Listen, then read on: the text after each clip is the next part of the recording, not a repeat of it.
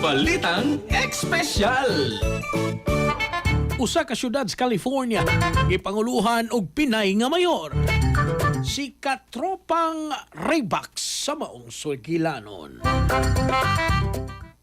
Si Linda Johnson na nung paisip unang Filipina mayor sa Cerritos, California, makatropa. Usa ka na kong kalampusan sa syudad, hapit na si tinta katuig sukad kini natukod. Gihimo ang pagpanumpa ni Cerritos Center for the Performing Arts at ubangan sa daghang tao, lakip na iyang pamilya, supporters ug mga opisyal. Si Johnson nagpuyo kini sa Cerritos sukad sa 1971. Wala niya damha nga moabot ang panahon nga siya mao'y mangu sa syudad nga dugay na niyang gipuy-an mga katropa. Nakaagi siya og daghang public service rules. Sulod sa hapit 40 katuig, lakip na sa District Attorney's Office, Sheriff's Department o County Government. Naapil siya sa City Council niya tong 2022 o nahimong mayor pro tem sa wala pa siya mahimong mayor. Nipuli siya kang Frank Aurel Yokoyama nga magpadayon sa City Council. Si Mark Pulido usab ang napili isip mayor pro tem, samtang sa konseho sa Cerritos naglangkob sa mga Filipino-American, Asian-American nga mga opisyal mga katropa. Anyways, sa atong mga katropang kalalakinan, para kondisyon gyud ka permi ibabaw sa kama pag turbo mga higala labi naghapo kay kakapoy imong trabaho sa adlawan o nya manguhit pagin si Mrs. magabi. Turbo safe ni mga katropa tungod kay aprobado sa FDA nga adunay maka og klavuwas ka gama sa Yes to Health. 30 minutos sa dili pa inyong labing-labing pag turbo na. Kaysa turbo wagas ang lakas. Alang sa nagkahiusag Pilipino para sa Pilipinas, ako inyong katropang Raybacks alang sa Balitang Espesyal. Kasikas Express. Balita